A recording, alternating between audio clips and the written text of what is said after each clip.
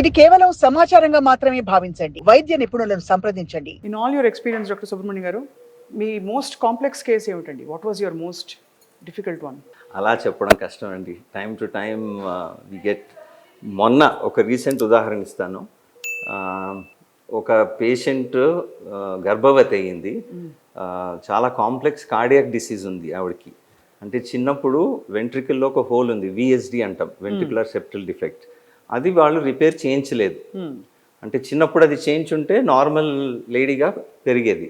So అది repair చేయించలేక వాళ్ళకి పరిస్థితి లేకో తెలియక కాస్ట్ వల్ల వీ డోంట్ నో. సో ఆవిడ ఇప్పుడు అట్ లేటర్ స్టేజ్ ఆవిడకి ఆయాసం రావడం ఇలాంటివి డాక్టర్స్ దగ్గరికి వెళ్ళడం మొదలు పెడితే దాన్ని ఐసెన్మెంగర్ సిండ్రోమ్ అని అంటారు. అది చాలా complicated case which has very high risk. అందులో ఎప్పుడు ఆక్సిజన్ సాచురేషన్ తక్కువ ఉంటుంది, లంగ్స్లోకి బ్లడ్ సరిగా వెళ్ళదు. సో ఇలాంటి వాళ్ళు గర్భవతి అవ్వకూడదు. రైట్. ఎందుకంటే చాలా రిస్క్ అది. సో కార్డియాలజిస్ట్ ఆవిడకి అవ్వద్దు అని చెప్పినా కానీ ఆవిడ పర్సనల్ రీజన్స్ కోసం ఆవిడ గర్భవతి అయ్యారు.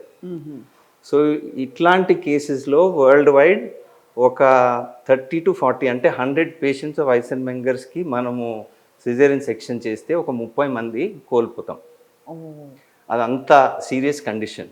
సో అది రీసెంట్గా మేము సక్సెస్ఫుల్గా చేసాము. ఇది 6వ రోజు. రైట్. సో కానీ మాకు చాలా స్ట్రెస్ ఇలాంటి కేసెస్ చేసేటప్పుడు. ఎందుకంటే ఏదైనా కానీ దీస్ డేస్ డాక్టర్స్ మీద రిపర్కషన్స్ కూడా చాలా ఎక్కువైపోయాయి. ఎంత మనం ఎక్స్ప్లెయిన్ చేసి మనం ముందే రిస్క్ ఉందని చెప్పినా కానీ ఒక అన్టువర్డ్ ఇన్సిడెంట్ అయినప్పుడు ఏదో డాక్టర్ నెగ్లిజెన్స్ అన్నది ఆటోమేటిక్ అజంప్షన్ అది అందరికి. అబ్సల్యూట్లీ. అండ్ అలా యాక్చువల్లీ ఎంత శ్రద్ధ పెట్టి మీరు ఆల్మోస్ట్ ఒక ప్రాణాలు మీ చేతిలో పెట్టుకుని.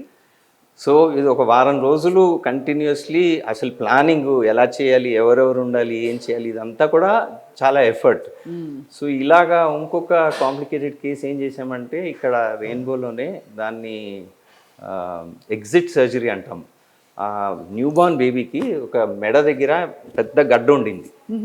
సో పుట్టినప్పుడు తను ఊపిరి తీసుకోలేరు, ఆ గడ్డ ట్రేకియాని కంప్రెస్ చేస్తుంది అని మనకి ఎంఆర్ఐస్లో ఎక్స్రేస్లో తెలిసేవి.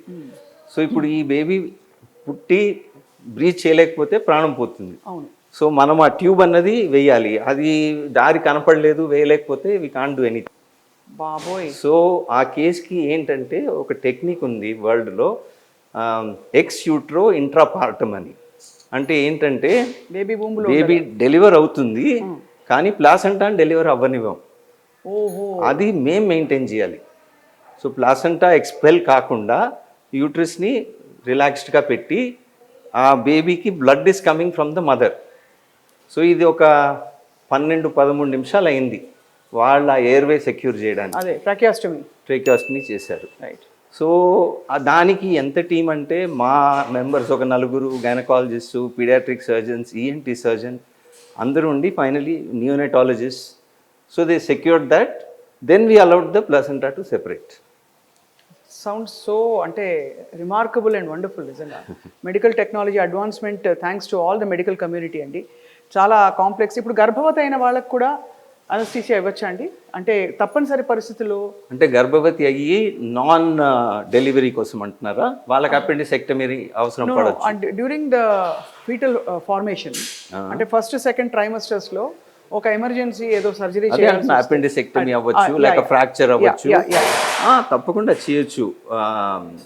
ఏంటంటే కొన్ని జాగ్రత్తలు మన మైండ్లో ఉండాలి, బేబీ కూడా ఉందని. So whatever medicines we are using అవన్నీ బేబీకి కూడా సేఫ్ ఉండేటట్టు. తర్వాత కొన్ని మెడిసిన్స్ వల్ల యూట్రస్ ఓవర్ యాక్ట్ అయ్యి it may start contractions and expel the baby. Right. So అది ప్రివెంట్ చేయాలి. సో అలాంటి ప్రికాషన్స్ తీసుకోవాలి. And if you don't mind sharing, Andy, have you ever undergone anesthesia yourself? Yes, I have undergone. I had some arthroscopy, I had an ENT surgery. So appudu మీరు anesthesia మీరు కూడా experience చేశారు. Because మీరు ఎన్ని surgeries కి మీరు in your career have you kept track? అసలు అంటే వందల వేల సర్జరీస్ ఈ పాటికి మీరు ఈజీగా 1000 సర్జరీస్ అయి ఉంటాయి. నేను 1988లో పీజీఐ చండీగఢ్లో అనెస్థీసియా జాయిన్ అయ్యాను. సో 30 ఏళ్ళు అవుతుంది దాదాపు. ఈ ఫీల్డ్ని సెలెక్ట్ చేసుకోవడానికి కారణం సార్? ఒకటి అప్పుడు చిన్నప్పుడు, ఇప్పుడు కూడా అందరూ సర్జన్ అవుదామని ఉంటుంది. అది నాకు వచ్చిన చాయిస్ నేను తీసుకున్నాను. కానీ తీసుకొని దాన్ని ఇట్స్ ఎ గ్రేట్ సబ్జెక్ట్ అనిపించి దాన్ని we kept our pride in that subject. ఇప్పుడు చాలామంది అనెస్థెటిస్ట్ ఏంటంటే డిఫిడెంట్గా ఉంటారు. They think they are inferior to surgeons in some way. But we felt we are as skilled as anybody. We have the knowledge to take care of patients, and the surgeons are also giving us the opportunity to be independent.